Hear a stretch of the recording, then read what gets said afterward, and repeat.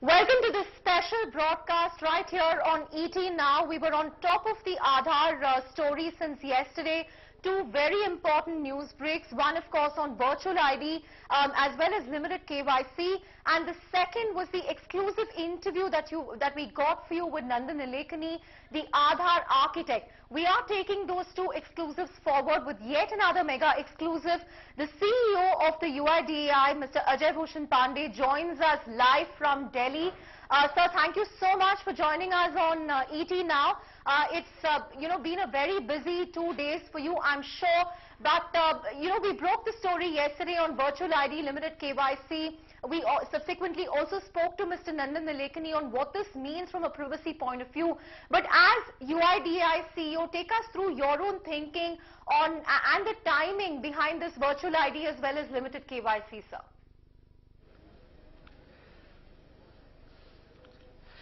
You see, this virtual ID concept we were working for almost last few years, and this I can say that this is the biggest innovations since the launch of Aadhaar in 2010.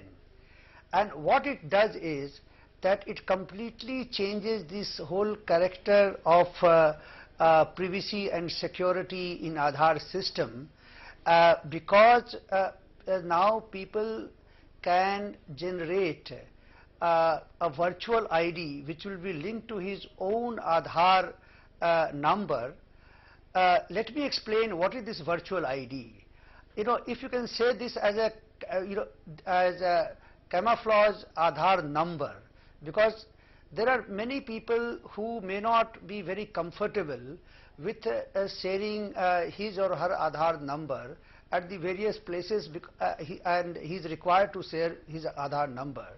So now that person has an option, he has a choice that he can go to Aadhaar website and generate a virtual ID, and wherever he has to use his Aadhaar number and give his fingerprint or use his OTP, he can use this virtual number and authenticate himself. Now this number, virtual number, is not going to remain static for the whole life. This virtual number can be changed any time, and this is valid only till the time you change it. The virtual number technically can be changed every moment, every second, every minute. So this is the power of this. Then the other very important thing is that there are many agencies which are having this requirement of know your customer, because for giving any service or any interaction, certain degree of establishing identification, some kind of a KYC is required, know your customer or know your client. And then the requirement of every KYC is different. For example, if you go and open a bank account, there you may be required to give your name, address, date of birth and other details.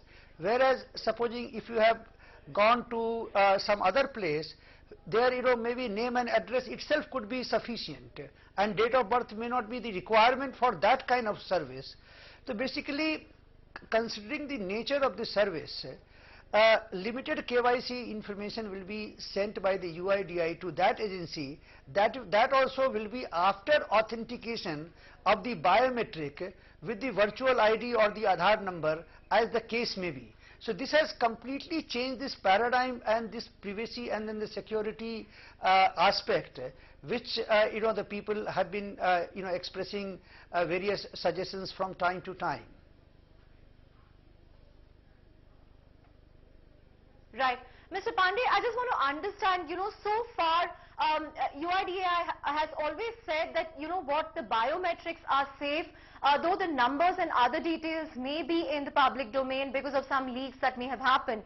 Is this also an acknowledgement from your end that an Aadhaar number is as important, if not more, than a person's biometric? Because with your Aadhaar number, with your address, date of birth, it's possible to do a 360-degree profiling of an individual. So is this an admission, an acknowledgement from Aadhaar, the fact that you have finally introduced this virtual ID as well as limited KYC?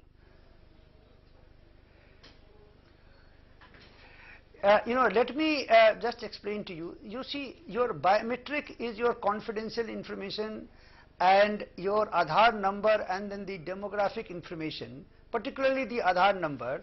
I have earlier also stated that Aadhaar number as per the IT Act, as per the Aadhaar Act is not a secret information. Your demographic information is not a secret information. These are your personal information. But even though something is not a secret information, after all, it is a personal information. Therefore, certain amount of privacy and security, go with the personal information, and that much care should be taken in protecting that information. So, our security protocols are proportionate. For example, if there is a biometric, then we attach a higher security protocol for the protection of this. And Aadhaar number is supposed to be for sharing your Aadhaar number, because there can't be 100% blockage on sharing of Aadhaar number or the demographic information, and therefore then the fear used to be that if Aadhaar number is seeded into the various other databases, and even though as per the Aadhaar Act, linking of the database is linking of database is prohibited, and if anyone is linking the database, he is committing an offense under the Aadhaar Act, and then there are several other laws. But still the questions is to be raised that supposing someday or somebody does that, then what? So basically, to address that kind of a concern, we have brought out this virtual ID, where a person has a choice that he can either use his own Aadhaar number or he can use his virtual ID and authenticate himself. The service provider on the other side, if he is not required under the law to have Aadhaar number in his database, then in that case he will not be able to get Aadhaar number from UIDAI side also. So he doesn't get Aadhaar number from the customer, and he doesn't get Aadhaar number from the UIDAI database. From the customer he gets the virtual ID number, and from the UIDAI side he gets a limited KYC, which will not contain the Aadhaar number, but it will contain an UID token. And so that is how all the privacy concerns can be addressed. Right. Mr. Pandey, just want to understand, even when we spoke to Mr. Nandan Nilekani yesterday, he said that virtual ID is something that they have been contemplating since 2009, but, it's been implemented only now. So from a timing perspective, sir, just want to understand, does this have anything at all to do with the recent leaks that we've seen, or, even the upcoming Supreme Court hearing, the upcoming data protection law? So has this all been done to address those concerns? Just want to understand from a timing perspective, what prompted these two launches yesterday? Yeah, let me explain to you that in 2009-10 when we were designing, because that time I was also, I was there at that time, in the initial team, and that time when we were designing, the various suggestions had come. Now there are certain things, which according to at that particular time, what were the conditions, what were the challenges, and based on certain decisions were taken. And then this idea of virtual ID was also briefly discussed. But however, so far as this virtual ID is concerned, we started working on it since July 2016, almost 1.5 years before. So it is not something, which has come, during the last few weeks or last few days. I mean, this is a very, very solid, lot of work has gone behind, and then, months of, the works of our dozens of engineers have worked into this system, and then we have brought the whole virtual ID, limited KYC, Aadhaar token. All these things have come about, after the months of such efforts. Right. So you're saying it's been, worked on for the last few months. It's not a sudden move. So which brings me to my next question, sir. In the circular yesterday, you said that, agencies will have to implement this by March. The APIs for virtual ID will be available by March. Considering there are 110 crore Aadhaar holders today, will it be technically, practically feasible to ensure that this can be implemented at scale? What sort of preparations will this require from the UIDAI? I just want to understand that, sir. Yeah, let me explain to you. So far as the virtual ID is concerned, the people have a choice. The people can continue to use their own Aadhaar, and then through Aadhaar they can authenticate themselves and can obtain the services. For example, they can open bank account, they can get a mobile SIM card, they can verify their SIM cards, and then they can do everything as they are doing today. But from 1st of March onwards, this virtual ID will become usable with certain agencies, and what we have done is that we have a transition plan. When you roll out such big a system covering about 120 crore people and hundreds of agencies across the country, you need to have a transition plan.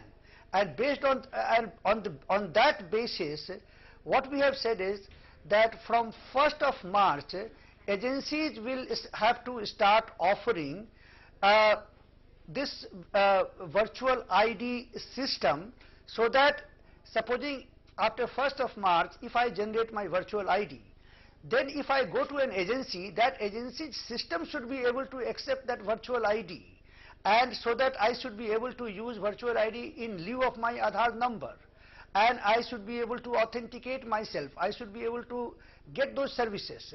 So from 1st of March to 31st of May, the agencies will have to transition from the current system to a system where they will be able to accept virtual ID as well as Aadhaar number as they are doing today.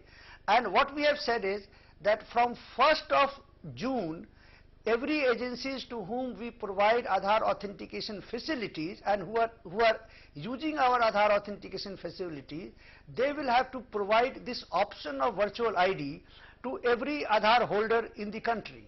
But that does not mean that every Aadhaar holder has to necessarily use virtual ID.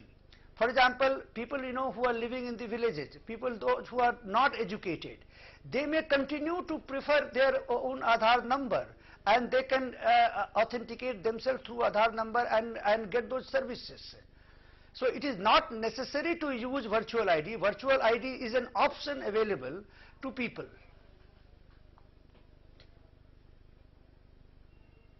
Right, I understand, sir. Virtual ID is an option. It's incumbent on a person's how they feel about privacy to really make use of this option given by the UIDAI. But a few questions that we've been getting on Twitter since yesterday. A lot of people have actually been asking me is, see, a lot of these agencies still insist on photocopies of your Aadhaar card. So, a lot of it depends on how the application of these services happen. How is the UIDAI going to ensure that these people end up accepting the virtual ID? And as you said, what about people who do not understand how to get a virtual ID for themselves? Perhaps someone who's poor, someone who's homeless. So, just these two concerns from a citizen's perspective, sir. Am I audible? Yes, sir, you are.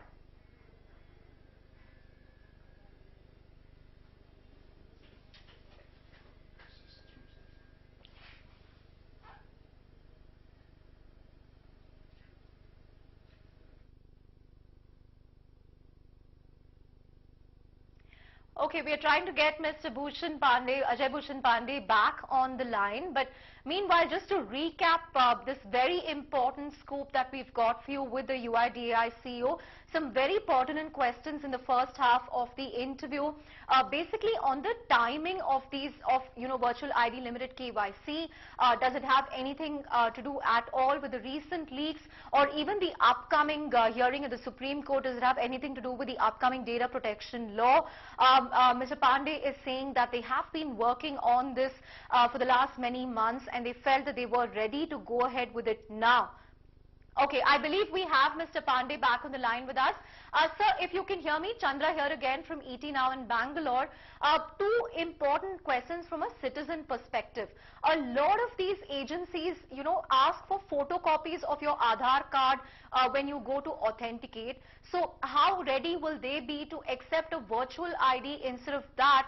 And secondly, sir, again, what about people who do not know how to generate a virtual ID? I mean, it could be, a poor person, someone who's homeless, someone in dire need.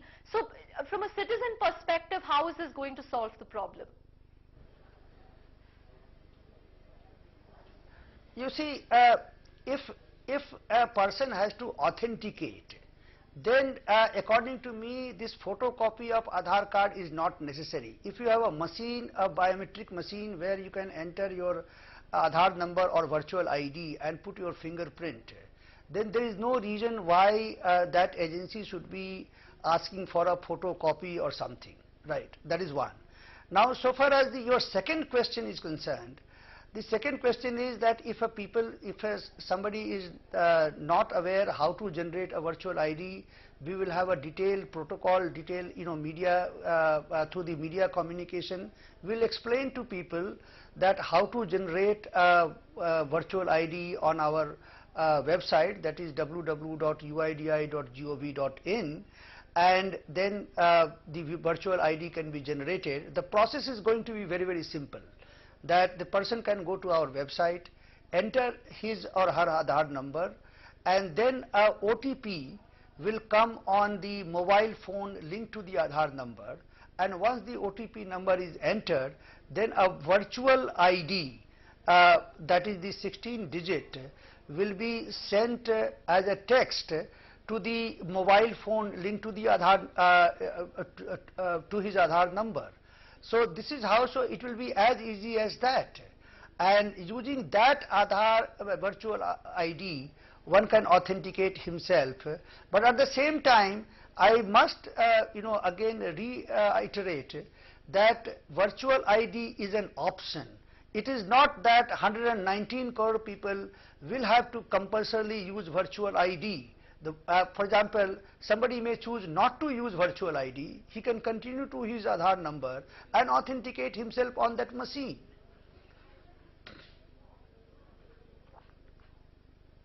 Right, right. Important clarification, and I think it's important to understand that this doesn't replace the Aadhaar number. It's an extra added security layer, but one that is voluntary, really depending on how you feel about privacy. But sir, this definitely addresses some very crucial concerns around an individual's privacy, both the limited KYC as well as the virtual ID. But the two other, issues, of course, are how secure is the Aadhaar database and also the question of exclusion. So, can you tell us what you will be doing to address concerns around these two aspects? Any other measures that we can expect from the UIDAI in the coming days, just as you have put some measures in place to address the concerns around privacy?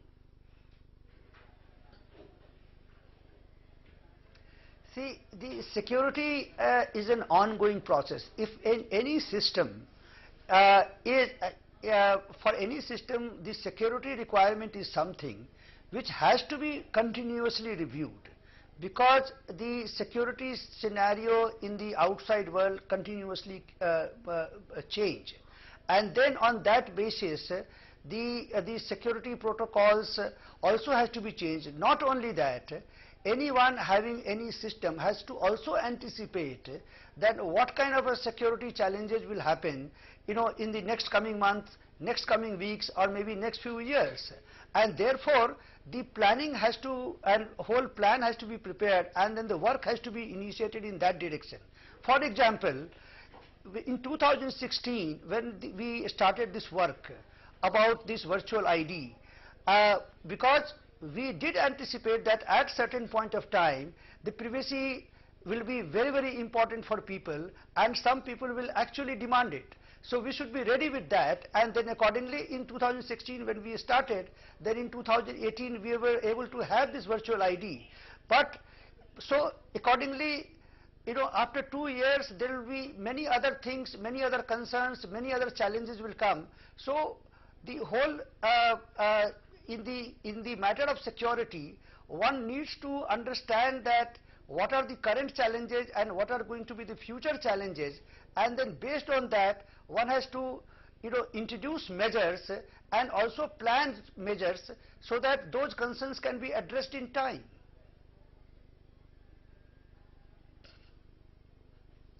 Right. So particularly with respect to security, you know, ethical hackers say that the UIDAI does not have a bug reporting policy, or it doesn't respond to requests from people to fix bugs, that they do not work enough closely with ethical hackers, or they do not have bug bounty programs. How are you going to, you know, address this criticism? Will you be working more closely with people in the security space, perhaps ethical hackers going forward, to understand these challenges? Because as you said, you know, security is an evolving thing. Every day we face new threats from, you know, different forms of threats, either malware or something else. So how are you going to take this up going forward in terms of engaging with the community more closely?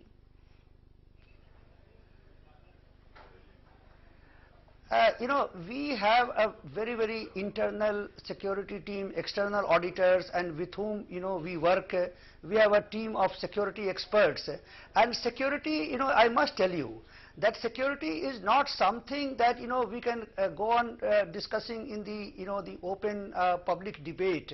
And because more we talk about it, more we talk about, you know, we must talk about, we must you know, take necessary measures, but that does not necessarily mean that, you know, every security measure that we take, with whom we are talking, with whom we are interacting, and that also should be in a public domain. So that is something, you know, every security, every person or every organization who has been entrusted with a task of ensuring security, he has to take care that, you know, when he is discussing about the security in a public domain, he has to do that in such a manner that the security is not compromised.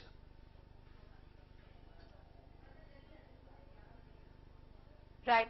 I know I'm pressing this point again on timing, but you know, the virtual ID and limited KYC comes after nearly 55 crore people have already linked their bank accounts. So, you know, is it too late, and could this have been done earlier, say a year or two back, by the UIDAI?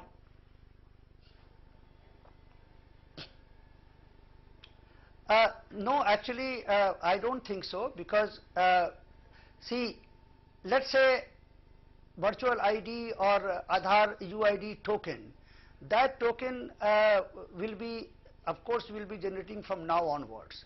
The questions have been raised that what about if in case somewhere the certain agencies which are not supposed to be having Aadhaar number, and they have got the Aadhaar number, so we will actually work with them, and if their requirement as per the law is not to have Aadhaar, then we will work with them, and their Aadhaar number shall be replaced by UID token that we have talked about in our circular, and so that this Aadhaar number shall be purged from their database. So this is the kind of exercise we'll have to do that in the coming months.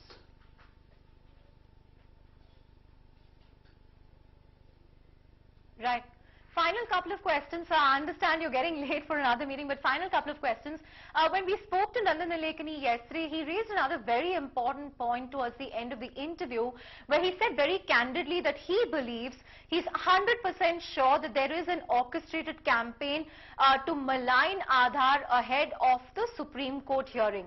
Do you agree with him?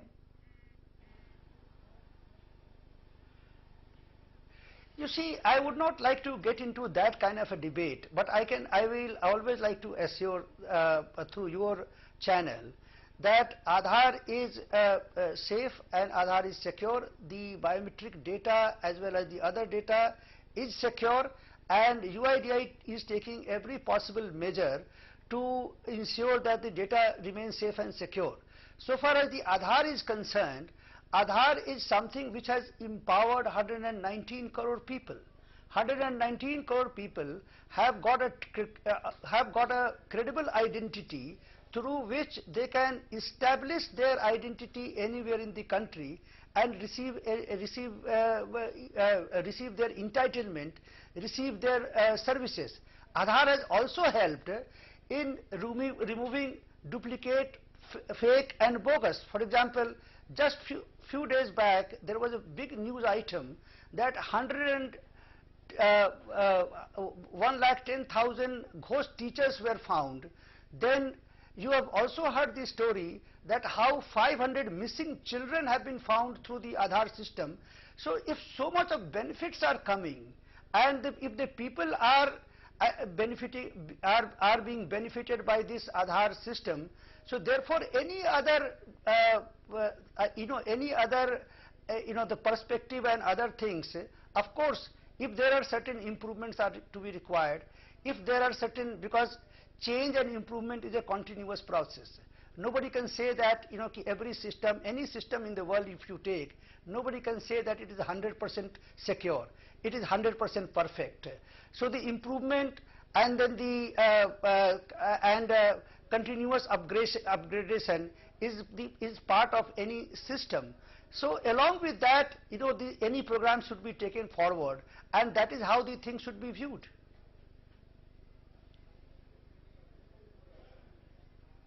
On that note, sir, thank you so much for taking our time and addressing all the concerns around UIDAI and Aadhaar. I get your point that no system is foolproof, but hopefully there will be more engagement between those who have raised constructive concerns and the UIDAI to ensure that gaps are being plugged as and when they come up. But on that note, thank you so much, Mr. Ajay Bhushan Pandey, for talking to ET Now. And on that note, it's mega news break number 3 on the channel. We told you about the virtual ID as well as limited KYC. We told you about, we got you the first interview with Nandan Nilekani, and today we have the CEO of UIDAI, Ajay Bhushan Pandey, taking all questions, tough questions right here on ET Now. Thanks so much for watching, and keep watching, stay tuned to ET Now for more news and updates on Aadhaar Reboot.